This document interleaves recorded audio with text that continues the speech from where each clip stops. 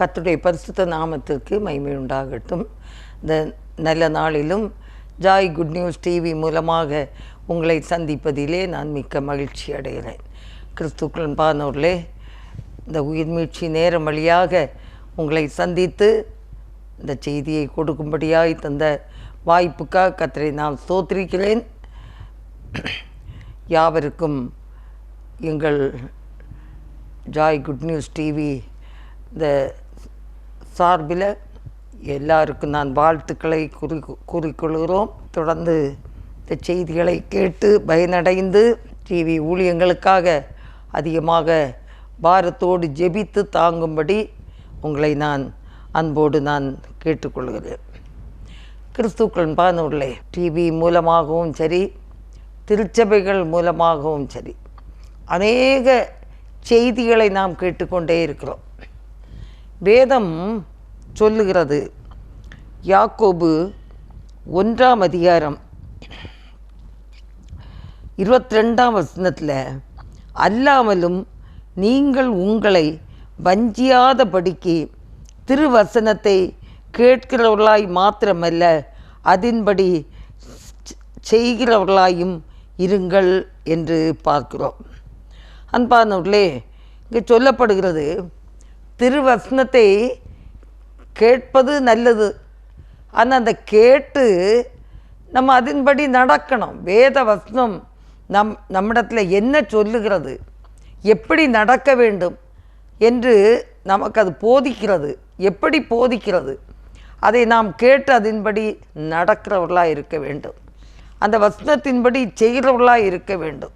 அப்படி வேத வசனத்துக்கு கீழ்ப்படுகிறவர்களுக்கு, அந்த வேத வசனத்தை கடைபிடிப்போருக்கு என்ன ஆசீர்வாதம் கிடைக்கிறது என்று நாம் பார்க்க இருக்கிறோம். முதல் ஆசீர்வாதம் நாம் பார்த்தால், வேத வசனத்தை கடைபிடிப்போருக்கு நித்திய ஜீவன் கிடைக்கிறது. யோவான் எழுதின சுவிசேஷம் 8 அதிகாரம் 51 வசனத்தில் நாம் பார்த்தால், ஒருவன் என் வார்த்தையை கை கொண்டால் அவன் என்றென்றைக்கும் மரணத்தை காண்பதில்லை என்று மெய்யாகவே மெய்யாகவே உங்களுக்கு சொல்லுகிறேன் என்றார். அன்பானவர்களே, சரீர மரணம் சரி, இந்த உலகத்தை விட்டு நம்ம இந்த உலகத்தை விட்டு பிரிகிறது, அது ஒரு மரணம். ஆனால் அந்த ஆத்மாவில் மரணம் இல்லை. அந்த 2ஆம் மரணம் அது கிடையாது.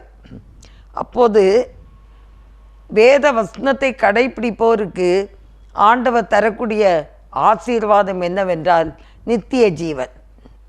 அந்த நித்திய ஜீவனை பெற்றுக்கொள்கிறோம். ஆகையினால ஒருவன் என் வார்த்தையை கை கொண்டால் அவன் என்றென்றைக்கும் அந்த 2ஆம் மரணத்துக்கு அவன் போக மாட்டான். முதல் மரணம் இந்த உலகத்தை விட்டு கடந்து போகிறது. உடனே வேத வசனத்தின்படி நடக்கிற பிள்ளைகளுக்கு ஆண்டவர் நித்திய ஜீவனை தருகிற ஒரு தேவனாய் இருக்கிறார். ஆகையினால நித்திய ஜீவனை நாம் இழந்து விடாதபடிக்கு நாம் அவருக்கு பிரியமாய் நாம் நடந்து கொள்ள வேண்டும். அவருடைய வார்த்தைகளுக்கு நாம் கீழ்ப்படிய வேண்டும். ஆண்டவருடைய வசனம் நமக்கு என்ன போதிக்கிறது, அந்த வேத வசனத்தின்படி நாம் நடக்க வேண்டும். வேத வசனம்தான் நம்முடைய பாதைக்கு வெளிச்சம், நம்முடைய கால்களுக்கு தீபமாக இருக்குது. இந்த பாவம் நிறைஞ்ச உலகத்தில் நம்ம எப்படியும் வாழ்வது கடினமாக இருந்தாலும் வேத வசனத்தை வாசித்து தியானித்து அதன்படி நடக்கிற பிள்ளைகளுக்கு இருள் அல்ல, வெளிச்சத்தின் பாதை ஆண்டவர் காண்பிப்பார். தவறான ஒரு பாதையில் கடந்து போவதாக இருந்தாலும் கூட ஆண்டவர் போதிப்பார். நான் உனக்கு போதித்து நீ நடக்க வேண்டிய வழியை உனக்கு காட்டுகிறேன், உன்மேல் என் கண்ணை வைத்து உனக்கு ஆலோசனை சொல்லுகிறேன் என்று சொல்லுகிற அந்த ஆண்டவரிடத்தில் நாம் ஆலோசனை கேட்டு அவருடைய பாதையிலே நடக்கும்போது அந்த நித்திய ஜீவனை நாம் இழந்து போக மாட்டோம். அந்த நித்திய ஜீவனை நாம் பெற்றுக்கொள்வோம். அல்லேலூயா. 2ஆவதாக நாம் பார்க்கும்போது, வேத வசனத்தை கடைப்பிடிப்போருக்கு ஆண்டவர் தருகிற 2ஆவது ஆசீர்வாதம் என்னவென்றால் தேற்றரவாளன். தேற்றரவாளன்னா பரிசுத்த ஆவியானவர். யோவான் எழுதின சுவிசேஷம் 14 அதிகாரம் 15-16 சொல்லப்படுகிறது, நீங்கள் என்னிடத்திலே அன்பாயிருந்தால் என் கற்பனைகளை கை கொள்ளுங்கள். நான் பிதாவை வேண்டிக் கொள்ளுவேன், அப்போது என்றென்றைக்கும் உங்களுடனே கூட இருக்கும்படிக்கு சத்திய ஆவியாகிய வேறொரு தேற்றவாளனை அவர் உங்களுக்கு தந்தருள்வார் என்று பார்க்கிறோம். அன்பானவர்களே, வேத வசனத்தின்படி நடப்போருக்கு ஆண்டவர் அந்த பரிசுத்த ஆவியை தருகிறார். பரிசுத்த ஆவியானவரை நமக்கு தருகிறார். அந்த பரிசுத்த ஆவியானவர் நமக்குள்ளே வரும்போது அவர் சத்தியத்துக்குள்ளே அவர் நம்மை வழி நடத்துகிறவராக இருக்கிறார். சகல சத்தியத்துக்குள்ளும் அவர் வழி நடத்துகிற தேவன், வழி நடத்துகிறவர் என்று சொல்லி நாம் வேதத்திலே பார்க்கிறோம். அது மட்டும் இல்லை, அந்த பரிசுத்த ஆவியானவரை நாம் அடிக்கடி நிறைய பேர் என்ன செய்கிறாங்கன்னா துக்கப்படுத்துகிறாங்க. எப்படி துக்கப்படுத்துகிறோம்? அந்த பரிசுத்த ஆவியானவர் நமக்குள்ளே வாசம் செய்யும்போது அந்த பரிசுத்த ஆவியானவருக்கு நம்ம இடம் கொடுக்கணும். சில நேரம் உலகத்துக்குரிய காரியங்களில் நம்ம மற்றவங்களை பார்த்து சோர்ந்து போகிறோம். வேதம் சொல்லுகிறது, எபேசியர் 4ஆம் அதிகாரம் 30, 31, 32 இந்த 3 வசனங்களில், அன்றியும் நீங்கள் மீட்கப்படும் நாளுக்கென்று முத்திரையாக பெற்ற தேவனுடைய பரிசுத்த ஆவியை துக்கப்படுத்தாதிருங்கள். சகல விதமான கசப்பும் கோபமும் மூர்க்கமும் கூக்குரலும் தூஷணமும் மற்ற எந்த துர்க்குணமும் உங்களை விட்டு நீங்க கடவது. ஒருவருக்கொருவர் தயவாயும் மன உருக்கமாயும் இருந்து கிறிஸ்துவுக்குள் தேவன் உங்களுக்கு மன்னித்தது போல நீங்களும் ஒருவருக்கொருவர் மன்னியுங்கள் என்று பார்க்கிறோம். மீட்கப்படும் நாளுக்கென்று முத்திரையாக பெற்ற அந்த பரிசுத்த ஆவியானவரை துக்கப்படுத்தாதிருங்கள். அன்பானவர்களே, ரட்சிக்கப்பட்டது உண்மைதான். ஒருவேளை ஞானஸ்நானம், முழுக்கு ஞானஸ்நானம் எடுத்தது உண்மைதான். ஆவியானவரை பெற்றுக்கொண்டது உண்மைதான். அநேக நேரத்தில் அந்த ஜென்ம குணங்கள் மேலோங்கி வந்து அந்த கசப்பான சூழ்நிலைகள், கசப்பு, கோபம், மூர்க்கம், விட்டு கொடுக்கக்கூடிய மனநிலைமை இல்லை, மன்னித்து மறக்கக்கூடிய தன்மைகள் அல்ல. இப்படிப்பட்ட நிலைகள் வரும்போது அந்த பரிசுத்த ஆவியானவர் துக்கப்படுகிறார். மீட்கப்படும் நாளுக்கென்று முத்திரையாக பெற்ற அந்த பரிசுத்த ஆவியானவரை நாம் துக்கப்படுத்துகிறோம், வேதனைப்படுத்துகிறோம். நல்லா யோசித்து பாருங்க. நம்ம வாழ்க்கையில் சும்மா சத்தியத்தை கேட்டுட்டு நல்லா இருக்குது அப்படின்னு போகக்கூடாது. நான் என்ன குற்றவாளியாக இருக்கிறேன், என்னிடத்தில் என்ன தவறு இருக்கிறது, கொஞ்சம் விட்டு கொடுங்களாம், அன்போடு செய்யுங்களாம். இயேசு கிறிஸ்து எவ்வளவு அவமானத்தை சகித்தார் யோசித்து பாருங்க. சிலுவையில் உயர்த்தப்பட்ட போது எல்லாரும் நிந்திச்சாங்க. நீ தெய்வமானால் இறங்கி வான்னு சொன்னாங்க. கீழே போட்டு அந்த வாரினால் அடிக்கும்போது காரி துப்புனாங்க, பரியாசம் பண்ணாங்க. ஒரு இடம் கூட பாக்கி இல்லாதபடி அந்த அந்த பயங்கரமான அடி, அந்த சாட்டைக்கு நுனி பகுதியில் ஒரு ஒரு ஒரு விதமான ஒரு ஆணி, அதை அடித்து இழுக்கும்போது இரத்தம் பீறிட்டு பாயும். அவ்வளோ வேதனையை சகித்து அந்த சிலுவையை சுமந்து, அந்த சிலுவையை, உண்மையான சிலுவையை சுமந்து அந்த கல்வாரி மேடு வரைக்கும் நடந்து போய் அதில் அவரை படுக்க வைத்து ஆணிகளால் அறையப்பட்டு மேலே உயர்த்தி வச்சிருக்கும் போதும், பிதாவே இவர்களுக்கு மன்னியும், தாங்கள் செய்கிறது இன்னதென்று தெரியாமல் செய்கிறாங்க. அன்பானவர்களே, அவர் தான் சொன்னார், நான் மரித்து போவேனாகில் உங்களுக்காக ஒரு தேற்றவாளனை நான் அனுப்புவேன். அவர் வந்து உங்களை என்ன செய்வார்? சத்தியத்துக்குள் வழி நடத்துவார். சகல சத்தியத்துக்குள் அவர் நடத்துவேன் என்று சொல்லி இருக்கிறார். அன்பானவர்களே, இந்த பாவம் நிறைஞ்ச உலகத்தில் நாமானாலும் சரிதான், நம்முடைய பிள்ளைகளானாலும் சரிதான், எந்த நேரம் அந்த பிள்ளைகள் பாவத்துக்கு சிக்கி போகிறாங்கன்னு தெரியாது. அப்படிப்பட்ட ஒரு பயங்கரமான ஒரு சூழ்நிலையில் வைக்கப்பட்டிருக்கிறோம். ஆனால் ஆவியானவரை நாம் துக்கப்படுத்தி விடவும் கூடாது. சகல சத்தியத்துக்குள்ளும் வழி நடத்தக்கூடிய ஆண்டவரை நாம் சார்ந்து ஜீவிக்கும்போது, அவர் நமக்குள்ளே இருக்கும்போது நிச்சயமாக அவர் நம்மை போதித்து உணர்த்துவார். இன்னுமாக மூன்றாவது நாம் பார்க்கும்போது, வசனம் கடைபிடிப்போருக்கு தேவ ஐக்கியம் உண்டு. யோவான் எழுதின சுவிசேஷம் 14ஆம் அதிகாரம் 23ஆம் வசனத்தில் பார்க்கும்போது, ஒருவன் என்னில் அன்பாய் இருந்தால் அவன் என் வசனத்தை கை கொள்ளுவான், அவனில் என் பிதா அன்பாய் இருப்பார், நாங்கள் அவனிடத்தில் வந்து அவனோடே வாசம் பண்ணுவோம். பாருங்க, இவ்வளவு அருமையான ஒரு வேத வசனம். அன்பானவர்களே, இன்றைக்கு எங்கள் வீட்டில் நான் தனிமையாக தான் பல ஆண்டுகளாக, பிள்ளைகள் வருவாங்க போவாங்க, அவங்க எல்லாம் பாம்பேயில் இருந்தாலும் நான் அங்கே தனிமையாக தான் இருக்கேன். இந்த கணவர் இறந்த 90 கணவர் இறந்த கவலையோ, எல்லா கவலையும் ஆண்டவருக்கு சமூகத்தில் வைத்து தான் வாழ்ந்துட்டுருக்கேன். 91 சின்ன மகன் இறந்த பாரம், 2001 பெரிய மகன் இறந்த பாரம், பிள்ளைகளுடைய பாரங்கள், மருமகள், என் மகனுக்குள்ள பிள்ளை, அப்புறம் அவளுடைய குடும்பம் எல்லாம் பாம்பேயில் தான் தங்கியிருக்காங்க. எனக்கு அன்பான தேவனுடைய பிள்ளைய தேவைகளுக்கு வருவாங்க.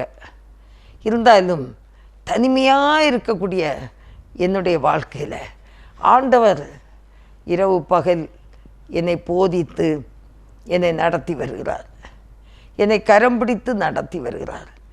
முதிர் வயதிலும் ஏந்துவேன், சுமப்பேன், தப்புவிப்பேன், காப்பேன் என்று சொல்லுகிற ஆண்டவர் என்னை நடத்தி வருகிறார். அதே போல் நீங்களும் ஒருவேளை உங்கள் வீட்டில் நீங்களும் தனிமையாக இருக்கலாம். பிள்ளைகள் வேலைகளின் நிமித்தம் தூர இடங்களில் இருக்கலாம். நீங்கள் தனிமையாக இருந்தாலும் நீங்கள் தனிமையாக இல்லை, அதை மட்டும் நீங்கள் மறக்காதுங்க. இயேசு என் கூட இருக்கிறார்.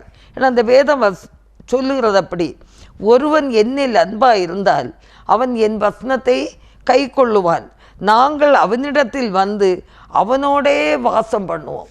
அன்பானவர்களே, ஆண்டவன் நம்மோடு வாசம் பண்ணுகிற ஒரு தேவனாக இருக்கிறார். நம்மோடு வாசம் பண்ணுகிறார், நமக்கு உதவி செய்கிறார். நம்ம கலங்க வேண்டிய அவசியமே இல்லை. அநேகம் பேர் நம்ம தனிமையாக இருக்கிறோமே என்று கவலைப்படுகிற, தனிமையாக இருக்கிறோமே என்று கவலை வேண்டாம். ஆண்டவர் உங்களோடு கூட இருக்கிறார், நாங்கள் வாசம் பண்ணுகிறோம் என்று சொல்லுகிறார். ஆகையினால நம்ம தைரியமாய் அவருடைய வசனங்களுக்கு கீழ்ப்படிந்து நம்ம நடக்கும்போது ஆண்டவர் உதவி செய்கிறார். அடுத்தது, வேத வசனத்தை கடைப்பிடிப்போருக்கு ஆண்டவர் தருகிற ஒரு காரியம் என்னவென்றால், தேவ காரியங்களை தெளிவுபடுத்தி நம்மை நடத்துகிறார். யோவான் எழுதின சுவிசேஷம் 17ஆம் அதிகாரம் 6ஆம் வசனத்தில் பார்க்கும்போது, நீர் உலகத்தில் தெரிந்தெடுத்து எனக்கு தந்த மனுஷருக்கு உம்முடைய நாமத்தை வெளிப்படுத்தினேன். உலகத்தில் தெரிந்தெடுத்து எனக்கு தந்த மனுஷருக்கு உம்முடைய நாமத்தை தெளிவுபடுத்தினேன். நமக்கு கூட தெரியப்படுத்துவார். ஆண்டவர் சொல்கிறார், இயேசு கிறிஸ்து சொல்லுகிறார், அதே வசனம்தான், நீர் எனக்கு தந்தவைகள் எல்லாம் உம்மாலே உண்டாயின என்று இப்பொழுது அறிந்திருக்கிறார்கள். நீர் எனக்கு கொடுத்த வார்த்தைகளை நான் அவர்களுக்கு கொடுத்தேன், அவர்கள் அவைகளை ஏற்றுக்கொண்டு நான் உம்மிடத்திலிருந்து புறப்பட்டு வந்தேன் என்று நிச்சயமாய் அறிந்து நீர் என்னை அனுப்பினீர் என்று விசுவாசித்திருக்கிறார்கள் என்று பார்க்கிறோம். அன்பானவர்களே, அது மட்டும் இல்லை, 6ஆம் வசனம், நீர் உலகத்தில் தெரிந்தெடுத்து எனக்கு தந்த மனுஷருக்கு உம்முடைய நாமத்தை வெளிப்படுத்தினேன், அவர்கள் உம்முடையவர்களாய் இருந்தார்கள், அவர்களை எனக்கு தந்தீர், அவர்கள் உம்முடைய வசனத்தை கை கொண்டிருக்கிறார்கள். ஆண்டுடைய வசனத்தை கை கொள்ளுகிற பிள்ளைகளுக்கு அவர் செய்ய போகிற காரியத்தை கூட அவர் வெளிப்படுத்துகிற ஒரு தேவனாக இருக்கிறார். அவர் வெளிப்படுத்துவார். நம்முடைய காரியங்களை அவர் வெளிப்படுத்துவார். நாம் எப்படி நடக்க வேண்டும் அவர் நமக்கு போதித்து உணர்த்துகிறவராக இருக்கிறார். ஆகையினால நம்ம யோசிக்க வேண்டிய அவசியம் இல்லை. ஆண்டவரிடத்தில் நம்ம தைரியம் கொண்டு நாம் முன்னேறி செல்ல வேண்டியது அவசியமாக இருக்கிறது. தைரியமாய் அவரை நம்ம பின்பற்றலாம். ஒரு பயமே இல்லை. அவரை பின்பற்றும் போது அவர் நமக்கு போதுமானவராக இருக்கிறார் என்பதற்கு சந்தேகமே இல்லை. இன்னுமாக நாம் பார்க்கும்போது 1 யோவான் 2ஆம் அதிகாரம் 3ஆம் வசனத்தில் பார்த்தால், அவருடைய கற்பனைகளை நாம் கை கொள்கிறவர்களானால் அவரை அறிந்திருக்கிறோம் என்பதை அதனால் அறிவோம். ஆண்டுடைய வசனத்தை, ஆண்டுடைய கற்பனை கை கொள்ளுகிற பிள்ளைகள் ஆண்டவரை தெளிவாக அறிஞ்சிருக்காங்க. சந்தேகமே இல்லை. அவங்கள விசுவாசித்து தான் தைரியமாக நடக்கிறாங்க. அவரை விசுவாசிக்கிறவர்களுக்கு இடரல் இல்லை. ஆண்டவரை விசுவாசிக்கிற பிள்ளைகள் பதற மாட்டாங்க. எந்த சூழ்நிலையிலையும் பதற்றம் வராது. ஒருவேளை பயமான காரியங்கள் வந்தாலும் அவர் நம்மை போதித்து நடத்துகிற தேவனாக இருக்கிறார். பாருங்கள், ஒரு முறை கூட நான் வாசிக்கிறேன். 1 யோவான் 2ஆம் அதிகாரம் 3, அவருடைய கற்பனைகளை நாம் கை கொள்ளுகிறவர்களானால் அவரை அறிந்திருக்கிறோம் என்பதை அதனால் அறிவோம். நம்ம கற்பனைகளை கை கொள்ளும்போது நாம் அவரை பூரணமாக விசுவாசிக்கிறோம் இல்லையா? பூரணமாக விசுவாசிக்கிறோம். ஆகையினால்தான் கற்பனைகளை கை கொள்ளுகிறோம். கற்பனைகளை கை கொள்ளும்போது அவரை நாம் முழுமையாக அறிந்திருக்கிறோம் என்பது திட்டமாய் நமக்கு தெரிகிறது. இன்னுமாக நாம் பார்க்கும்போது வெளிப்படுத்தல் 3:8, உன் கிரியைகளை அறிந்திருக்கிறேன், உனக்கு கொஞ்சம் பலன் இருந்தும் நீ என் நாமத்தை மறுதலியாமல் என் வசனத்தை கை கொண்டபடியினாலே இதோ திறந்த வாசலை உனக்கு முன்பாக வைத்திருக்கிறேன், அதை ஒருவனும் பூட்ட மாட்டான் என்று சொல்லி பார்க்கிறோம். தேவனோடுள்ள ஒரு நல்ல நெருக்கத்தை அது உருவாக்கி ஆண்டவர் சொல்லுகிறார், நீ உனக்கு கொஞ்சம் பலன் இருந்து அந்த கொஞ்சம் பலத்தில் என்னை நீ மறுதலிக்காமல் நீ என் நாமத்தை அறிந்து அதன்படி வசனத்தின்படி நீ நடந்தபடியினாலே இதோ உனக்கு முன்பாக நான் என்ன செய்கிறேன், திறந்த வாசலை நான் வைத்திருக்கிறேன் என்று சொல்லுகிறார். ஆண்டவர் திறந்த வாசல், தேவனோடுள்ள ஒரு ஐக்கியம் நமக்கு அது பூட்டப்படாது. ஆண்டவர் நிச்சயமாக நம்மை அவர் நடத்துகிற ஒரு தேவனாய் இருக்கிறார். தேவனை அறிந்திருக்கிறோம் என்றால் அவருடைய கற்பனைகளை நாம் கை கொள்கிறோம். அவருடைய கற்பனைகளின்படி நடக்கிறோம் என்றால் நாம் அவரை சரியான விதத்தில் அறிந்திருக்கிறோம். அன்பானவர்களே, இந்த நாளிலும் கூட அவர் நம்மை தட்டி கொண்டே இருக்கிறார். அவர் நம்மை தட்டி நம்முடைய இருதய கதவை தட்டி திறக்கும்படியாக, ஒருவேளை இதுவரைக்கும் இந்த வேத வசனங்களை நான் அறிந்து அவரை நான் விசுவாசிக்காமல் இருக்கிறேன் என்றால் இந்த நாளிலே தேவன் அந்த இருதயத்தை தட்டி கொண்டிருக்கிறார். ஒருவன் அந்த இருதய கதவை திறந்தால் நான் அவனுக்குள் பிரவேசித்து நான் அவனோடு இருந்து நான் போஜனம் பண்ணுவேன், அவன் என்னோடு போஜனம் பண்ணுவான். நல்ல நெருங்கிய உறவு. தேவன் நம்மோடு கூட நெருக்கமாய் வந்து நம்மோடு உறவாடி நம்மோடு பேசி நம்மோடு போஜனம் செய்து நமக்கு ஆறுதல் அளித்து அவருடைய அன்பை நமக்கு தந்து நம்மை ஆசீர்வதிக்க அவர் வல்லமையுள்ள ஒரு தேவனாக இருக்கிறார். ஆகினால் அவருடைய அன்பு கரங்களில் நம்மை ஒப்பு கொடுத்தோம். எந்த விதத்திலும் நம்ம சோர்ந்து போகவே கூடாது. வேத வசனங்களை அனுதினமும் வாசித்து தியானித்து அதன்படி நான் நடப்பேன். ஆண்டவரே நடப்பேன். அதிகமாக அந்த காலங்களில் வேத வசனத்தை வாசிங்க. நீங்கள் உங்களை அர்ப்பணிங்க. வீணான சீரியல், சினிமா போன்ற அந்த பாவமான காரியங்களை பார்த்து நம்ம கண்களையும் கெடுத்து நம்முடைய இருதயத்தையும் துருப்பிடிக்க வைத்து அப்படி போகாதபடிக்கு பரிசுத்தமான வேத வசனங்களை வாசித்து தியானித்து அதன்படி நடக்க உங்களை அர்ப்பணித்து கொண்டீர்கள் என்றால் நம்ம எல்லாரும் இந்த வசனத்தை கேட்கிற பிள்ளைகள் எல்லாரும் ஒரு நல்ல விதையாக நம்ம மாறணும்னா நம்ம நல்ல கனி கொடுப்போம். சரிதானா? வேத வசனத்தை வாசித்து தியானித்து அதன்படி நடக்கிற பிள்ளைகள் நல்ல ஒரு விதையாக மாறுவோம். நல்ல விதையாக மாறினோம் என்றால் அந்த விதை நல்ல கனிகள் கொடுக்கிறதா இருக்கிறது. ஆகினால கர்த்தருக்கேற்ற பாதையில் வழி நடக்க நம்மை ஒப்பு கொடுப்போம். கண்களை மூடி நாம் ஜெபிப்போம். எங்கள் அன்பின் ஆண்டவரே, இந்த வேளைக்காக நாங்கள் உம்மை துதிக்கிறோம், ஸ்தோத்திரிக்கிறோம். கர்த்தாவே இந்த வேளையிலும் எங்களை தாழ்த்தி ஒப்பு கொடுக்குறோம். உடைய வேத வசனத்தின்படி நடக்க எங்களுக்கு நீங்கள் உதவி செய்யுங்கப்பா. இந்த வேத வசனத்தின்படி நடக்கிற ஒவ்வொரு பிள்ளைகளுக்கும் ஆண்டவரே, நீ நித்திய ஜீவனை கொடுக்கிறவராக இருக்கிறீர். உடைய பரிசுத்தாவியை அனுப்பி எங்களை தேற்றுகிறவராக இருக்கிறீர். ஆண்டவரே, எங்களோடு நீர் ஐக்கியம் கொள்கிறவராக இருக்கிறீரப்பா. வெளிப்பாடுகளை வெளிப்படுத்துகிற தேவனாக இருக்கிறீரப்பா. ஆண்டவரே, உமக்கு ஸ்தோத்திரம். எங்களோடு கூட இருந்து ஆண்டவரே உம்மை அறிந்து கொள்ளும்படியான ஒரு அறிவை நீ தருகிறவராக இருக்கிறீரப்பா. ஒவ்வொரு பேரையும் பலப்படுத்தும். பலவீனங்களில் இருக்கிற பிள்ளைகளை பலப்படுத்தும். சுகவீனங்களில் இருக்கிற பிள்ளைகளுக்கு நல்ல சுகத்தை தாரும்.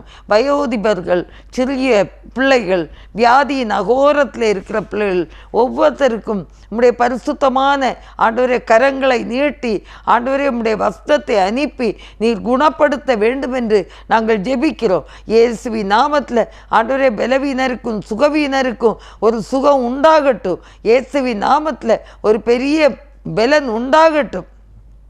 சத்ருவின் அகோர பிடியில் இருக்கிற பிள்ளைகளுக்கு ஒரு விடுதலை உண்டாகட்டும். கணவன் மனைவிக்குள்ளாக இருக்கிற பிரிவினை ஆவிகள் இயேசுவின் நாமத்தில் நிர்மூலமாகட்டும். ஒருவருக்கொருவர் அன்புள்ளவர்களாக பெற்ற பிள்ளைகளை வளர்க்கக்கூடிய பாக்கியத்தை தேவன் கொடுக்கும்படியாக நாங்கள் ஜெபிக்கிறோம். கர்த்தாவே, ஹலே லூயா, ஹலே லூயா. எங்கிருந்தாலும் ஆண்டவரே, கணவன் மனைவி பிரிவினைகள் எல்லாம் இயேசுவின் நாமத்தில் மாறி போகட்டும். இணைந்து வாழ கர்த்தர் உதவி செய்வீராக. பெரிய காரியங்களை செய்யும்படியாய் ஜெபிக்கிறோம். கர்த்தாவே, எங்களை தாழ்த்தி ஒப்பு கொடுக்கிறோம். நீர் பொறுப்படுத்தி கொள்ளும். இயேசு கிறிஸ்துவின் நல்ல நாமத்தில் ஜெபங்களும் பிதாவே. ஆமேன், ஆமேன். கர்த்தர் தாமே உங்களை ஆசீர்வதிப்பாராக.